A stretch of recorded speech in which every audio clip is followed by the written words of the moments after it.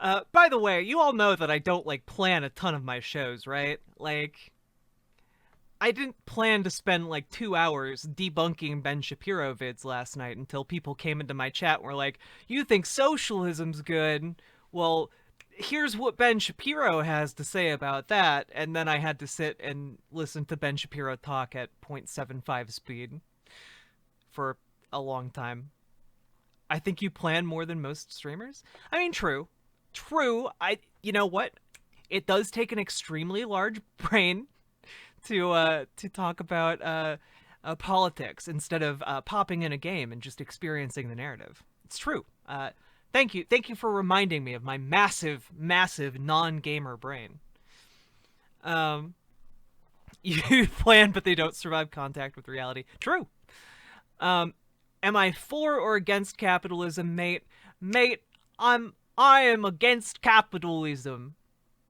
I don't know what accent this is. I haven't played D&D in long enough, so my ability to do accents is dying, a slow and painful death. Oh, it's true. Well, no, I don't have a gamer brain. I have a horny gamer game brain. A good 75% of my brain is dedicated to horniness and suppressing it at any given time. You're welcome. Otherwise, this would become absolutely useless to you. You would never come back to this stream again. I have a feeling that I may disagree with a lot of stuff on this channel. However, I respect the views of others, and tonight is a chill night. My dude, tonight is always a chill night on this channel. Also, Real and Teal, I didn't realize you were new to the chat. Welcome. I appreciate your presence. People still listen to Ben Shapiro as someone who has good information. Believe it or not, yes. They do. They think he's a very big-brained and girthy-minded individual. And also, Big Boy 4216. Hello and welcome to the chat. I hope I answered your question adequately. And yeah, also Real and Teal. Here we respect a lot of respectful disagreement. We're here to exchange ideas on the free market. It just so happens that my ideas are better than most people's. Because I'm a socialist. Gosh. That made me sound like such an asshole. But also, yes, my ideas are better. Oh, Lady Raincloud, you're not a crazy, loudmouth, obnoxious bitch. If Ben Shapiro isn't big-brained, then how does he own 19-year-old college kids? True. I don't think you are. I think you make a lot of good points. Sure. May I ask for the benefits of this socialism stuff? Absolutely.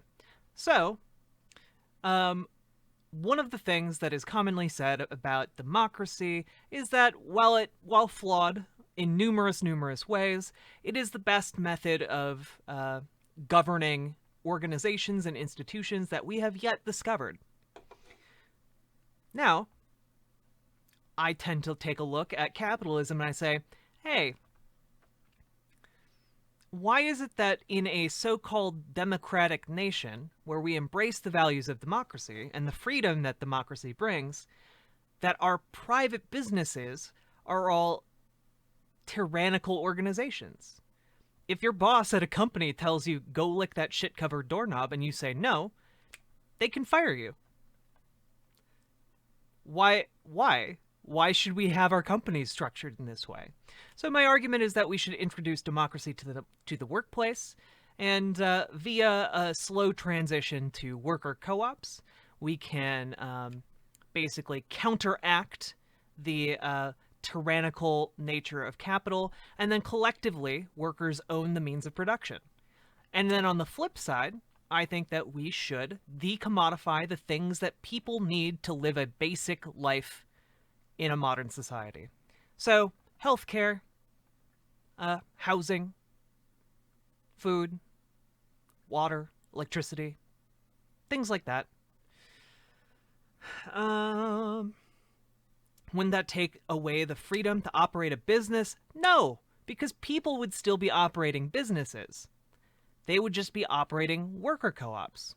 And worker co-ops are businesses. Oh, Jack, I saw some stuff on another Discord last night. It was evidence. Oh no. I was dying, Lady Raincloud, during that entire conversation. Absolutely dying. I almost left the call because I was making too much noise. But no, so you still have the freedom. Sounds good on paper. However, too much government control can become a sinister thing. I agree. But you know what has no government control? You know what common people have no control over in our society? At least on paper, our government is supposed to answer to us. You know, we own our representatives to an extent, right? In a democracy, like they're supposed to represent our interests. Well, do we in a normal company have any control over anyone who's higher than us in the company's hierarchy? Absolutely not.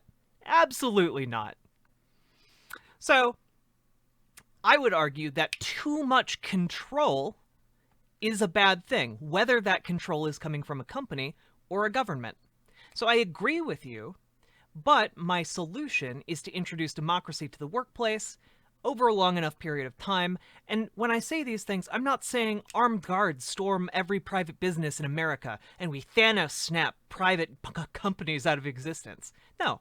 What I'm saying is that we have programs that foster worker co-ops. We have, if the government has to buy out a struggling private company, that company becomes a worker co-op. These are the things I advocate for, because worker co-ops fundamentally are better at distributing the wealth and profits of the company, and worker co-ops tend to have happier employees. Worker co-ops are around 6 to 14% more efficient at doing their job, and worker co-ops tend to just be better for the local communities that they're in. For example, if your factory was a worker co-op and you're a factory town, guess what? It's highly unlikely that the people at your factory are going to vote to move your factory overseas. So this solves a whole lot of problems, and I think that it's a fairly obvious solution. And on top of that, there are many good arguments to be made for decommodification, such as, like, when we house homeless people, every dollar we spend housing homeless people puts $2 back into our economy. So these are common sense things that we should do just from an economic standpoint. But I also think that morally, we should house homeless people, we should feed starving people, and that, workers deserve to have more freedom in their workplace. Here's my view on the topic. When hired by a company, you sign a contract. If you no longer wish to work for that company, you have the freedom to find a job elsewhere. I see no issue with that. Well, but that's the thing. Not everyone has the freedom to find a job elsewhere, because your health care is tied to your job, because the ability to find a job elsewhere is often tied to your location. And your ability to move elsewhere is often tied down by your finances. Because in America, you are only free if you have enough money to exercise your freedom. And that's the problem. I want people to be more free whether or not they have money. And I don't think that's something that's fundamentally wrong.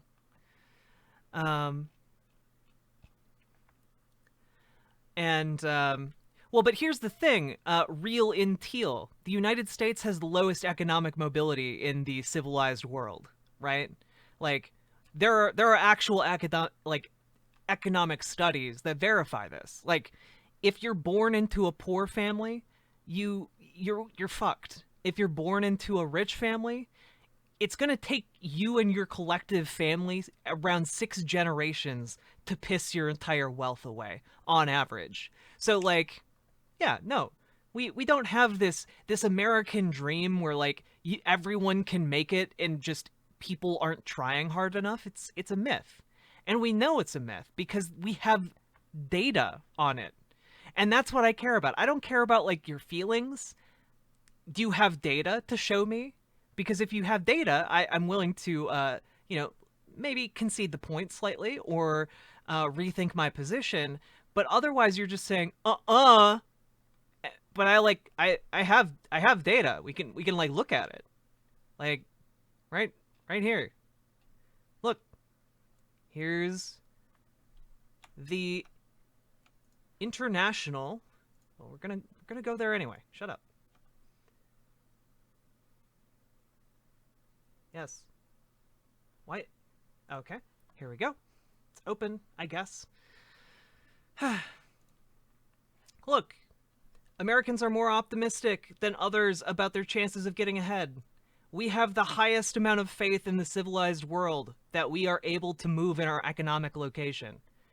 However, we have among the lowest mobility of any of these countries, largely because of our embrasure of capitalism. So, yeah, this is the issue. Like when you're telling me, yeah, economic mobility, like yeah, you can make it, you just need to try harder. That's actually not true.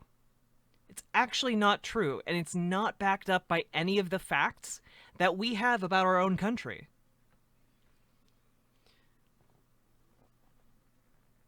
Well, look, I didn't say, Escalar, you bring up a good point. I didn't say that if you are born poor, you stay poor. I said that if you are born into a poor family, you are more likely to die poor. If you're born into a rich family, you're more likely to die rich. This is a sociological constant within capitalist countries. This isn't like disputed science. This is an extremely well-established fact.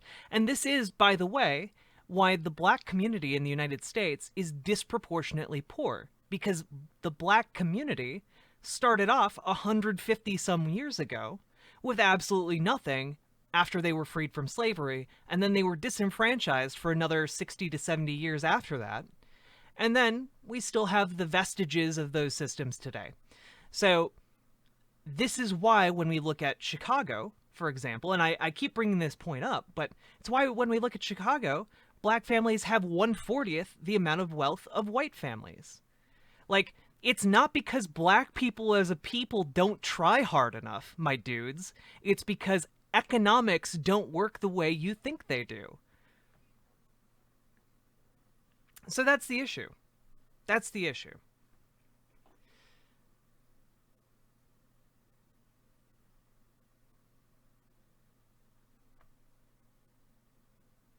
I mean, cult man, absolutely. If you're poor, if you're born poor and you're still poor, you can still be a white man who's straight and a veteran. All of these things can be true.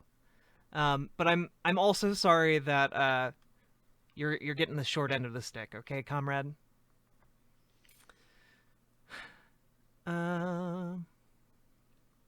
Also, I've been hearing this a lot over the last couple of days. Who gets fucking triggered by veterans? Why? Why? Why would anyone be triggered by a veteran? You guys are cool. Also, cult man, just so you know, like half my community are veterans, so like you're in good company, my dude. Um,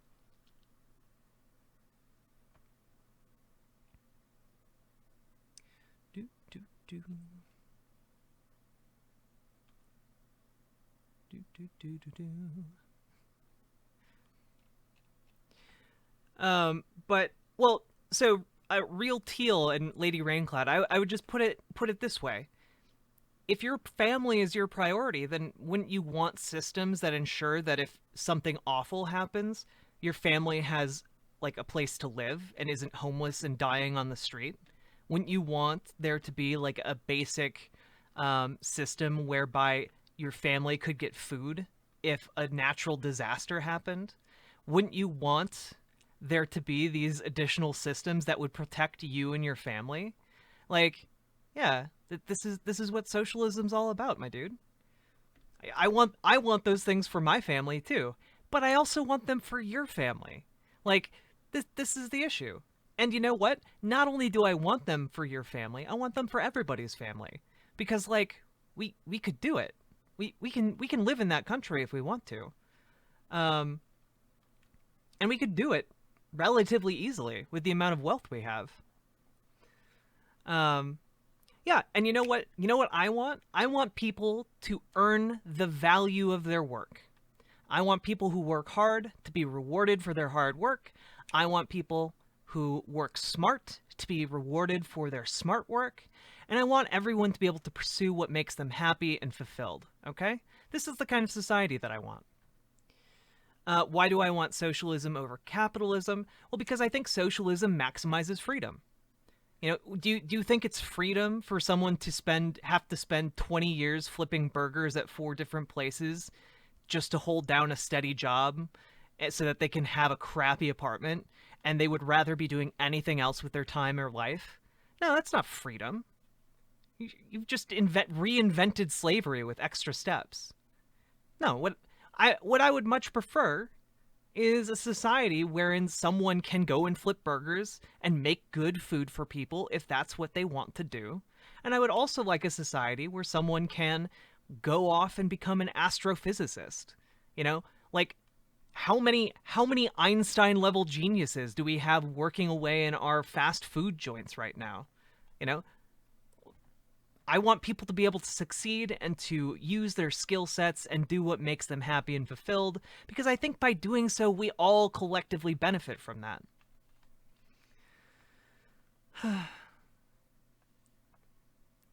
No offense, but what my wife and I work is for our son and not for some lazy person down the street who refuses to be responsible. I used to flip burgers and realized it didn't pay bills, so I raised the bar for standards and got a better job. Well, but here's the thing. Here's the thing, right? Not everyone is in a position to go out and get a better job. This is a fact, whether you like it or not. Your situation was different. However, well, no, it's not on them. It's on the situation that they were born into. Because largely, again, the socioeconomic constants are generally that people who are born poor tend to die poor. This is just something that happens. However, what I would say is that whether you want to or not, we already collectively bear the costs of that lazy person down the street, right? Whether you want to or not, we all collectively have that burden on us. You know, that person gets sick and puts it off and puts it off and puts it off and has to go to the hospital. Well, guess what? If they need to go to the emergency room, that takes up way more resources than if we had just given them preventative care in the first place. Like, this is what I'm saying. That's why I'm not advocating for welfare. I'm advocating for decommodification, where everyone gets these things if they need them. So, like, this is the issue, guys. Like, we collectively bear these costs already. Socialism just decides to more efficiently bear those costs. So, like, that, I guess that's your choice. Like, do you want to inefficiently bear these costs? Do you want to pay more for lazy people? Because if so, then congrats. That's capitalism. You're paying more because of lazy people under capitalism right now. You would actually be paying less for lazy people under socialism.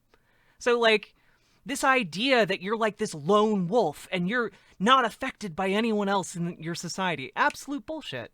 This is just a fiction you've created for yourself. Hello, Sir Fontaine. Dr. Heimtout. I appreciate you. Socialism forces people against their will to pay someone else's bills. Guess what? You're already paying for someone else's bills against your will under capitalism. It's just hidden among everything else. We should just more effectively bear these costs. It's not a complicated thing. Oh, okay. Sorry, I didn't. Oh, okay. Real in teal. I didn't realize that you were some sort of Ubermensch. I didn't realize that you had somehow evolved via natural selection to be better at capitalism. I didn't realize that evolution and biology operate under a capitalist system. I didn't realize it. I'm sorry. I'm sorry for my ignorance. Wow, how small-brained of me to not realize that. Um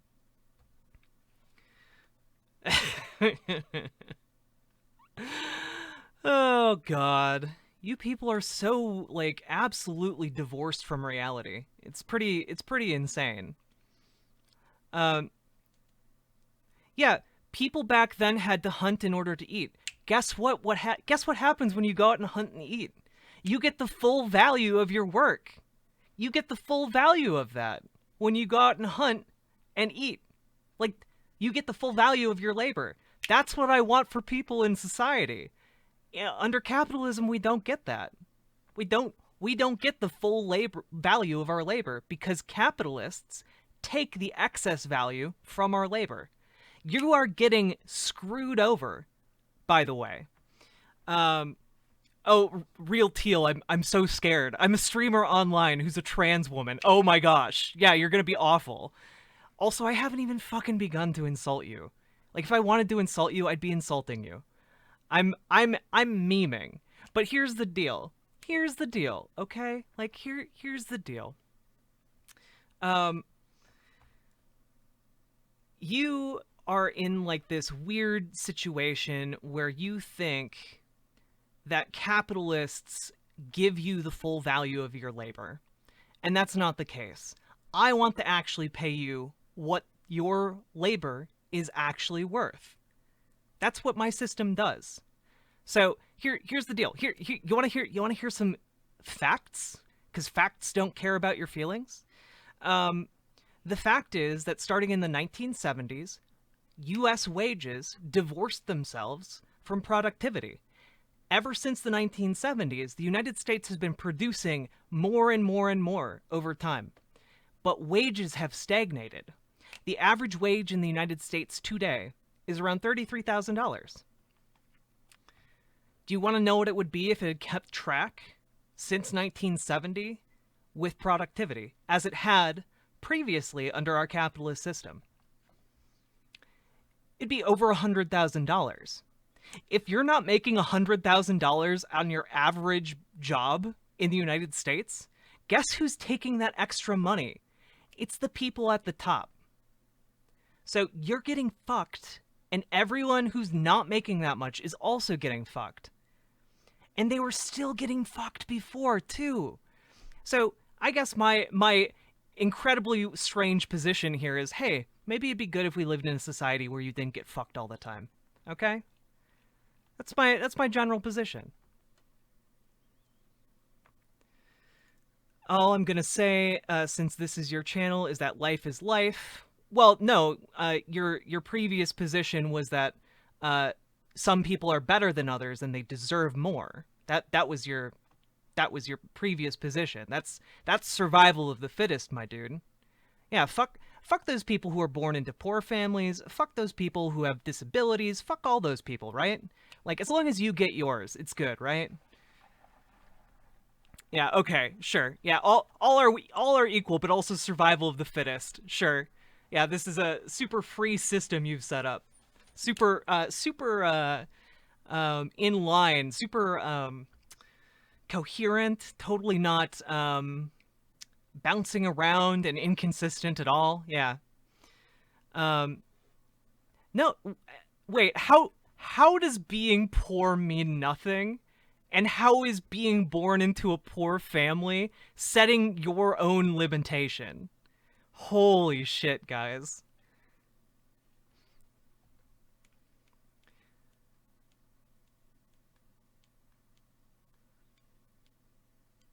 Many celebrities were born in poverty? Yeah, and then they got rich through random happenstance. That doesn't happen to everybody. I don't, like, my dude. My dude. Since the 1970s, the ability to change economic class in this country has drastically gone down because the rich keep taking more money. But, like, this is a really simple thing, guys.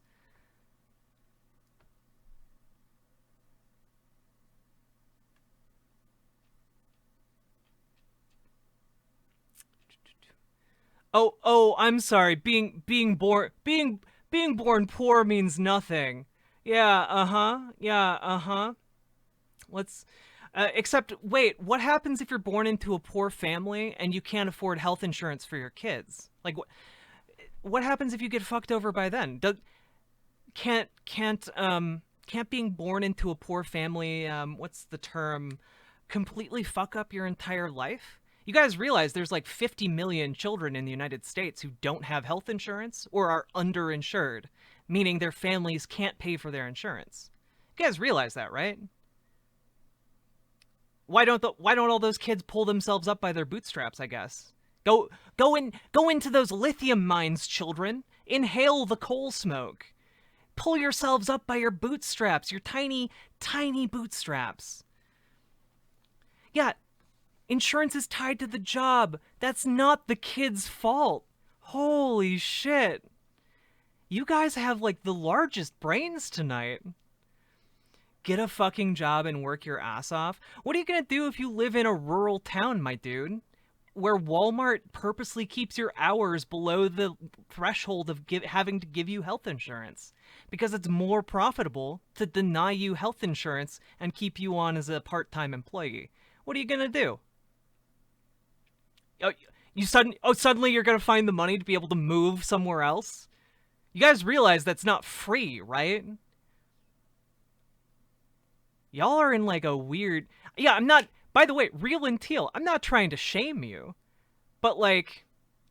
Also, you have to understand that if you keep going down this path, this is exactly why there are a lot of people who, in countries like Cuba, got really, really angry and killed people like you. Like, this is a reason, like, you propping up this income inequality and saying it doesn't matter when it very clearly does matter to, like, 50% of the population in this country, shows that you're just, like, completely divorced from where these people are and how these people have to live.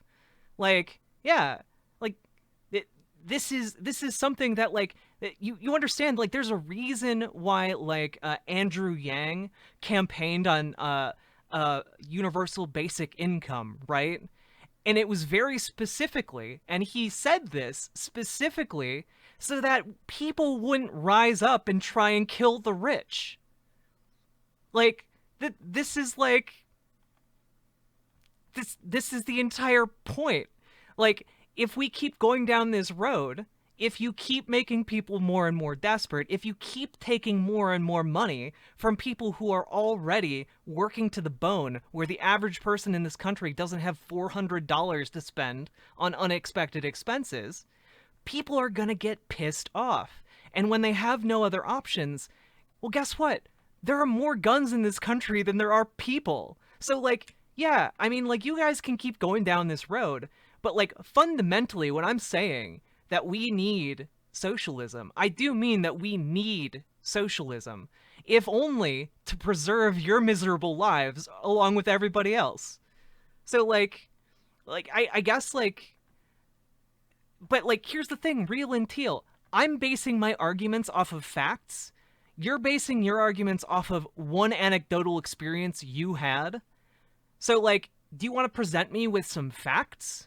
Do you want, or are you just, like, talking about your precious feelings about, like, oh, I feel like capitalism really works because it worked for me and my family, and also fuck everyone because I'm rich now? Like, no, fuck you. Like, you understand how that's not an argument that is in any way going to sway anybody except yourself. And, like, this is just, like, a ridiculous thing that I hear time and time again from you capitalist people. And, like, it's a terrible argument, first of all. And second of all, like, there's all kinds of reasons to ditch this system that you, like, are just bootlicking for no reason. Like, we could have more efficient companies. And we should. We should have more efficient companies. We should have more democracy in this society. I happen to believe in this crazy idea that our country, our government, very specifically, was founded on the premise that we're deserving of life, liberty, and the pursuit of happiness. It's a really... I know it's a wild premise, these three things. A wild premise, guys. I happen to believe that socialism can work. And here's the thing. You need two things to be a socialist country. You need the workers to control the means of production, and you need to decommodify a certain segment of the economy. Now, here's the thing, guys. We can give workers the means of production with a business model that already exists in the United States, that has already been shown to be more efficient, to have happier workers, to be more contributing to their local economy, to prevent factories from going overseas. I know you guys shit yourselves nonstop until you're blue in the face over this, but we could stop that by adopting socialism. And on top of that, we can decommodify things. Like, there's no reason we as a country couldn't house homeless people. There's no reason we couldn't have health care for every man, woman, and child in this country. There's no reason we couldn't have these things. And we could do it more efficiently than private companies. Because you know what happens when you privatize these things? All of the extra money goes to rich assholes who don't give a shit about you. Just like Real and Teal. Our money goes to them. And then they look down on us for it. So, like, this is the issue, guys. I'm for a country where your ability to live is not tied, and your ability to have life and liberty and to pursue happiness is not tied down to how much money you have. However, my esteemed colleagues on the other side believe that the amount of money you have should dictate how free you are. And I find that idea repugnant. And frankly, anti-democratic and anti-freedom. So, like, yeah, this is my fundamental issue with you people. You don't believe that if I have less money than you, that I deserve as much freedom as you have. This is the fundamental issue. I know you're all reeing in chat right now. You're all reeing in chat. I can see you guys, okay? Forget it, there is no money for healthcare. The US government spends trillions in military expenditure. Both Republicans and Democrats have done so. Hillary Clinton, as Secretary of State, had a record of military interventions in US history. Yeah, I agree. This is why I'm not a liberal or a neoliberal. I'm a socialist. Hillary Clinton and the Democrats are not socialist. So, this is exactly why I started my channel, my guys. I'm here to advocate for a better world, a world that, whether you guys like it or not, improves the amount of freedom you have, the amount of security your children have, and the amount of happiness that you can pursue. So, I guess hate me for that if you want, but I base my arguments in facts, unlike all of you who are basing your reeing reactions to me in chat, base your opinions on anecdotal stories and personal experience. Sorry, but personal experience and anecdotes are not good ways of formulating policy, and I guess if we disagree on that, like, A, I'm really glad you don't make fucking policy, and B, you should probably rethink how you think the world should work. So, like, yeah,